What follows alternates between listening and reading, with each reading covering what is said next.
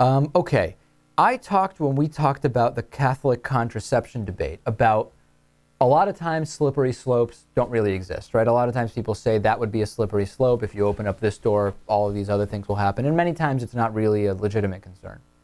I was very clear, saying that if you open up the door for Catholic hospitals, Catholic organizations, Catholic employers not to provide and or cover contraception of all kinds, right, under insurance, you are opening up the door to a lot of other things. For example, what if Christian scientists don't believe that you should use antibiotics? If you have an organization that is based around Christian Science, would it be okay for them to say antibiotics won't be covered? So instead of paying your $5 copay, you've got to pay the full $200 cost of that antibiotic, for example.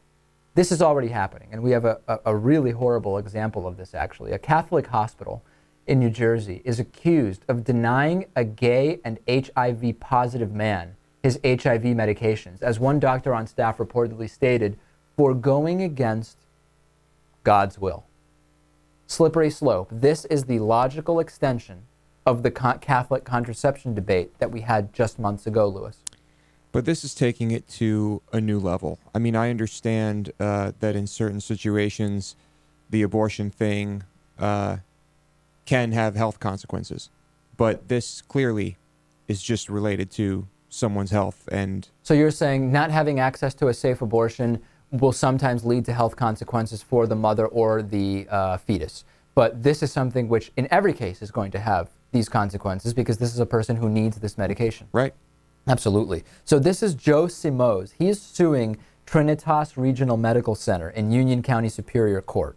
He says the hospital admitted him in August of 2011 and that requests for his life-saving medication were not honored and that his sister was also denied visitation rights. There's a lot of detail in this lawsuit, and a lot of it is pretty troubling, Lewis.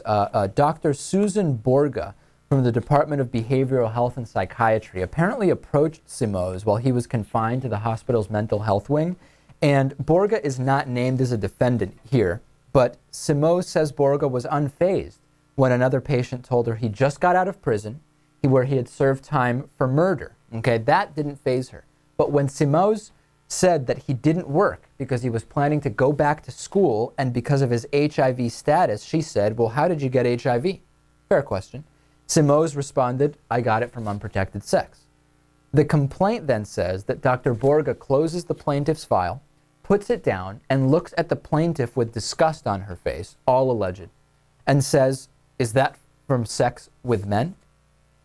Simoes said he responded affirmatively and that after hearing that, Dr. Borga proceeded to exit the room. After this point, no nurse or doctor came to see Simoes, even though he told him he needs that HIV medication.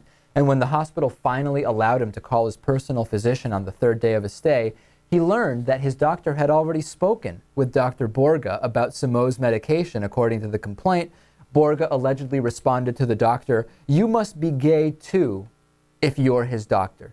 If this is true, this is despicable, Lewis. Yeah, I can't even begin to describe what's wrong with this. First of all, throw out your Hippocratic oath. Right. Clearly, that's not happening here. Well, let's talk about that. That's actually a good thing. The nonpartisan, what about the Hippocratic oath? The Nonpartisan Hastings Center focuses on issues of bioethics, okay? And they say, conscientious objection in healthcare cannot be framed solely as an issue of individual rights or beliefs because it always affects someone else's health or access to care.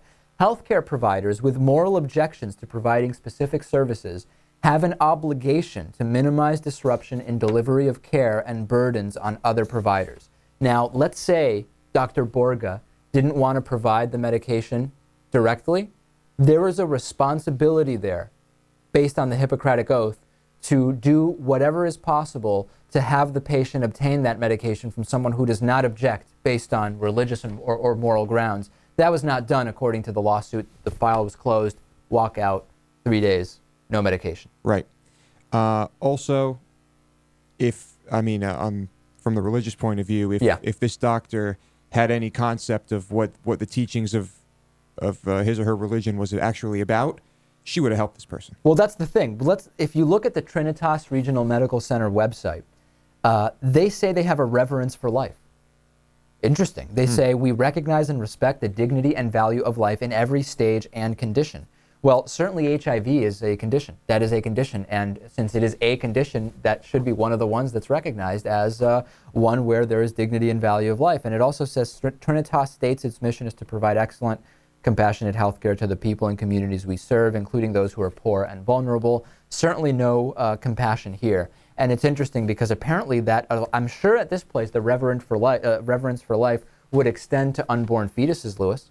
No doubt. No question there. Mm-hmm. Apparently just not for all grown adults. Certainly not those that are gay or lesbian in this case. Yeah. Let's just hope this is an anomaly. And let's hope that this is resolved in the legal system the way that it should be. Right. Get yourself a David Pakman Show t-shirt like the one Lewis is wearing at davidpakman.com/gear. We will be at Netroots Nation. Lewis and Natan both will be wearing their new David Pakman Show t-shirts that day. davidpakman.com/netroots for the Netroots Nation membership special. Let's take a break, Lewis, after all this. I mean, we're just filibustering here, and we'll come back with more after this.